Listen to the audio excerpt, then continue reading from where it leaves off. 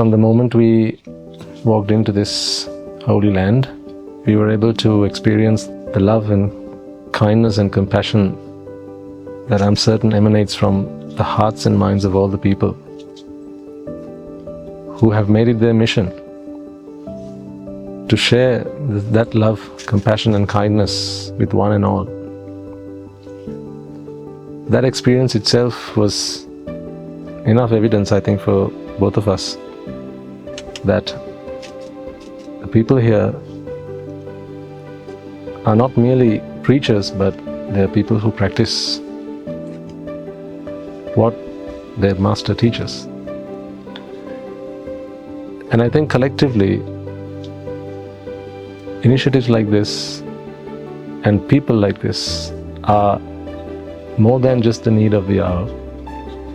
It is a great necessity in the world that we live in today.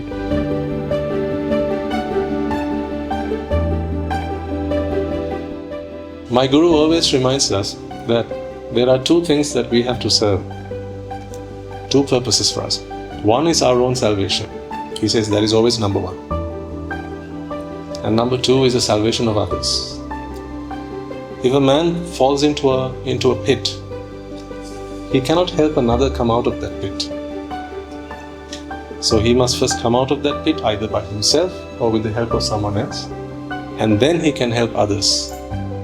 We are not responsible for the outcome of our actions. We are only responsible for the intention of our actions. Because the outcome is not always within our control, because there are many factors that determine the outcome. Imagine a person who drives a car. No one wants to have an accident. They will drive as safely as they can. But perhaps you might have a drunken driver who comes from the opposite direction, and before you know it, there's a crash. So the outcome was an accident.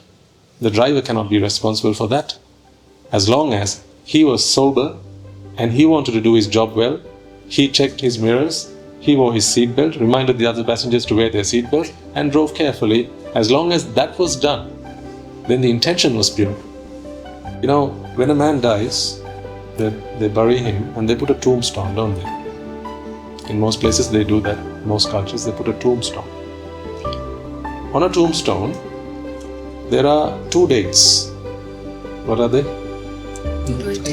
Date of birth and the date of death. Between these two dates, there's a dash. What's important is not the day that you were born or the day that you die. It's how you fill in the blank. In other words, your thoughts, words, and actions between the date of your birth and the date of your death. It is what you do between these two dates that make you either a gift to this world by God's grace or a disgrace. Thank you for inviting us here, and I want to take this opportunity to pass on the blessings.